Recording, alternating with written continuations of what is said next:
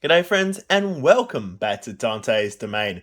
We're here today with a very special, exciting video. We're going to be taking a look at the Collector's Selection Volume number 1 set that came out. So this came out a few weeks ago now, but I didn't personally pre-order a copy of it and there was limited stock and I was not one of the people who got it. However, my very good mate Mandrews, who is essentially the Michael Phelps of Dragon Ball playing in my state at least, was very kind and got 2 copies of this, and he is allowing me to open one up so that we can showcase and share these cards with everyone. So big thank you to my mates Mandrews for allowing me to do this and getting to see what is going to be some very special spicy cardboard. So it comes in this very cool mastered UI folder, little binder, and on the back it's got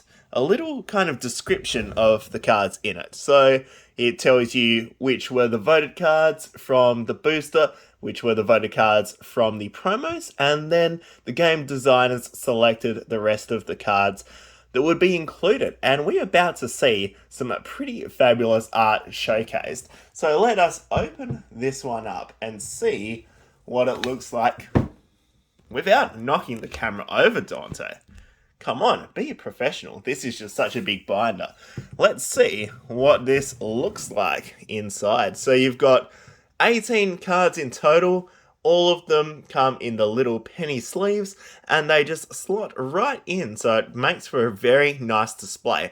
And depending on your personal preferences as a collector, there's lots of different things you can do with them. You can choose to leave them in the binder, you can take them out, you can grade some, you can sell some, you can pick your favorites. It's however you choose. So I'm just going to be one moment and we will take a look through these 18 cards individually. Let's get into it. Okay, it's time for our close-up look at the 18 cards now. So the first one we have is this Great Ape Son Goku Saiyan Instincts. And this is from the first draft box, Dragon Brawl. And this is like some Star Wars level messing around right here. So draft box 1 is actually the 4th draft box to come out. But the first 3 were just a mix and mash of a couple of sets. So like the first one, for example, was Galactic Battle and Union Force, I think, or it might have been Union Force and Crossroads. But the first draft box was a mix of the sets, and the first 3 were that. Until for Draft Box 4, they created their own unique cards and their own unique theme for the set. And this card was very playable and very expensive. I remember selling my copy of it for a fair penny that I didn't even realize I had. But here it is in the reprint with a very, very nice silver gold foiling around it. You've got this silver border. The gold foiling on it actually looks incredible and gives it a very three-dimensional look to it. So that is going to be card number 1 to get us started. Card number 2 is going to be the reprint of one of the first leader cards. So we're kicking it back to Galactic Battle BT1, the rare Broly, the legendary Super Saiyan leader card. And the leader card reprints in the collector's volume look incredible because leader cards, when they're in the foil, do look very nice, but you don't get leader cards which have a texture to it. So this is something very, very cool to see. And even the unawakened side on the back does look very cool as well. So card number 2 and the first of the leader cards. Up next is going to be possibly my favorite card, or at least one of my favorite cards in this collector's volume, because I am a little bit of a fanboy of Super Saiyan 4 Son Goku. I don't know if I'd go so far to say it's my favorite form of Goku or favorite transformation, but I do have very fond memories of enjoying Goku transforming into SS4 for the first time, fighting against Baby, and Heartfelt Plea is a great card. Like all versions of this, the Super Rare, the original Special Rare look incredible, and they've done a wonderful job in this kind of special reprint, especially because you've got the red and yellow for the card in terms of playing it. It's on the border, but then even with his big red chest hair and his quality yellow Ronald McDonald pants, he is kind of living what it means to be a red yellow card. So that awesome SS4 Sun Goku there. And speaking of great cards, this is a lot of people's favourite as well. The SS Blue Gogeta, the Fusion Onslaught, and you've got a very, very nice silver trim all along Gogeta there to kind of define his features. Obviously showing off that six-pack, because why wouldn't you when you look like that?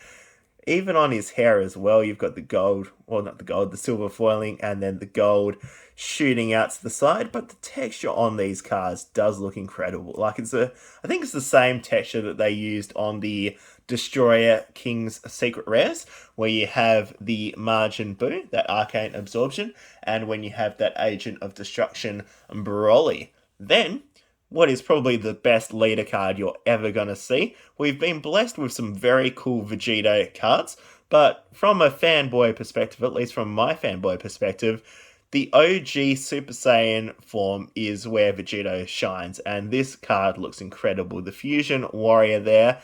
Unfortunately for my mate Mandrews, this one has a little bit of a print line on it just there, but it's very hard to see, and it doesn't matter unless you are hunting down the PSA 10 version, and even then, you're still a shot if the rest of the card's clean. And then on the Unawakened side there, just base form Vegito, not Vegito, base form Vegito. Just putting the fist down and just telling Margin Boo where it's at. Next, we have Goku Black Unforeseen Darkness, and I know my mate Mandrews is going to be happy about this one, because he's a big Goku Black fan, and I remember he made this very, very cruel Goku Black deck that essentially brought me to tears and made me weep myself to sleep for about a week, where he just destroyed all of my energy and literally beat me where I didn't have any energy to actually play the game. So I hope he had fun in his nice single player experience, and I was a good NPC for him to verse. But Goku Black there, Unforeseen Darkness. Goku Black just looks great there. Once again, the awesome textures, and even on that Ki Blast that he's charging up, like that has some very nice kind of glow and foiling on it as well for the Goku Black Unforeseen Darkness there. Now we'll get into Super Baby number 1, the Parasitic Menace, and this card actually looks a lot better than I expected it to, because it's got a very nice wave of colours as kind of the light catches it. Like, this card really pops off seeing it in person. Baby, a very underrated, underappreciated villain, in my opinion. Like, GT was very short. The Baby arc was, like, so much longer than the rest of it. But if they gave it a little bit more time as well, it could have been one of the best arcs in Dragon Ball, in my opinion. And it is actually up there for a lot of people. Now, we'll kick into the Broly leader card, another Broly leader card, the Surge of Brutality. And you know Bandai loves to give you a lot of Broly decks, a lot of Broly cards. And this is a very cool one. I really like the kind of silhouette in the background there as he charges forward. And then we'll flip over to the Unawakened side, where you just see him just powering up, just getting ready for some action. So we have had a lot of leader cards in this one as well, because we're about to get into another one, the Relentless Speed Janemba. So this is going to be a promo reprint there. So obviously from Fusion Reborn, where he's in his own little candy land there, he's got his sword because he's trying to be a Trunks cosplayer, but that is okay because Janemba ends up getting one shot by old mate Gogeta. And then we move on to the second half of the binder. So that is the first 9 cards from it. So we will just pop these off to the side out of the background for now, and we will dive into the second half. And we'll start the second half with a very cool reprint of Scientist Fu. So Scientist Fu was a very, very useful playable card back in the day. I am not too sure if it still is, because I have not been keeping up with my meta and my playing recently. But a promo card looks very, very cool. Like, this texture, like, it's very similar texture all the way through, but they just have a nice subtle change in how they apply it to give some unique characteristic to each of these cards. So they've done a really nice job with Scientist Fu there, actually. That is a very cool looking card.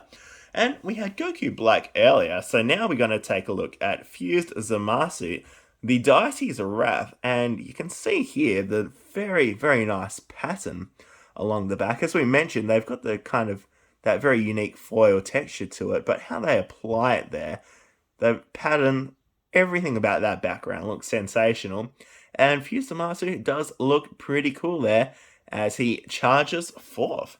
So we'll move on to the next card, which is another personal favourite of mine from this. You've got the Super Saiyan Blue Kaioken Son Goku, the Concentrated Destruction. So I'm a little bit biased with this one. I mean, it's my video, I'm allowed to be biased. But I do love the Kaioken transformation. I'm a big fan of the technique transformations rather than just like, oh, I'm super strong, so I've got all of this power. But having Kaioken, and then like what Ultra Instinct is in its own way as well, that it is a technique to use, and applying it on top of the Super Saiyan Blue, I think is very cool, and once again, a very, very nice, cool card as well. So we'll pop that one there, and we will kick things off, or keep on kicking on, with Son Goku, The Adventure Begins, which looks awesome. Goku there, with his tail still intact, charging up the old Kamehameha there, and yeah, really simple card in the best way. Like, simple doesn't mean bad, simple often means the card's gonna look better, that it's not crowded, there's not too much going on, and you can really appreciate that it is little Goku there, ready for a fight and ready to blast someone in the face with his Kamehameha.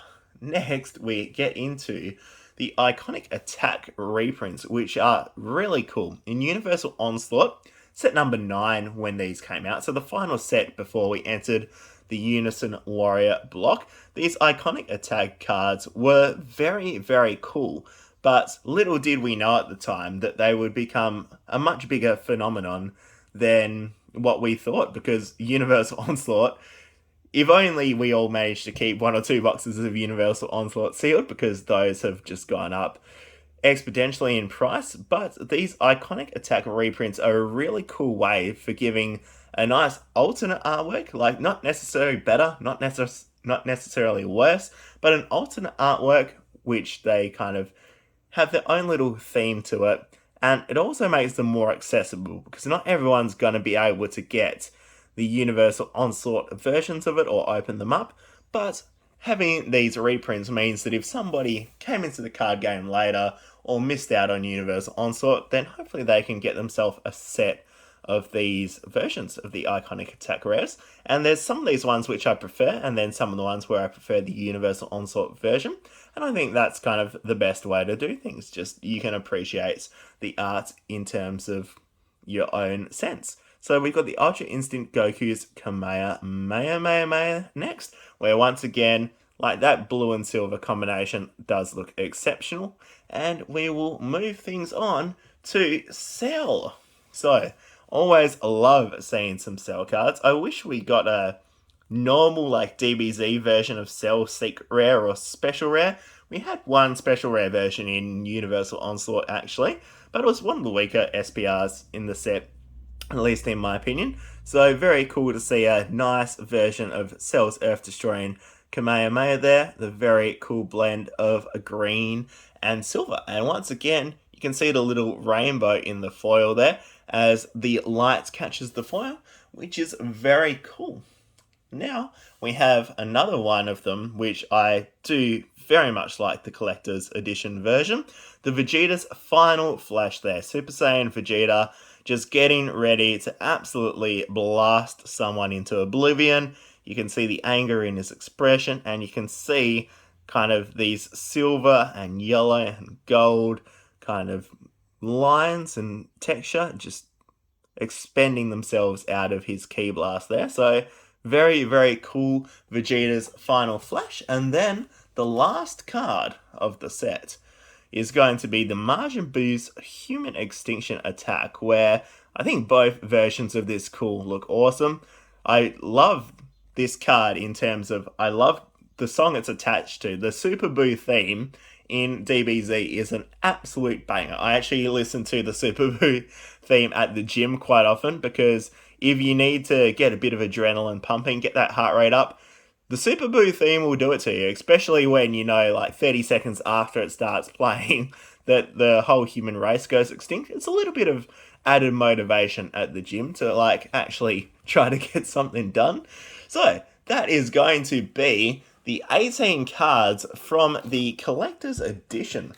Let me know in the comments which one was your favourite out of the 18, or let me know all of your favourites from this. Did you get one yourself? And also a great big thanks to Mandrews once again for making this possible. So I'll put these back in the binder for him and get this back to him. But thank you to Mandrews, and thank you to all of you guys for watching.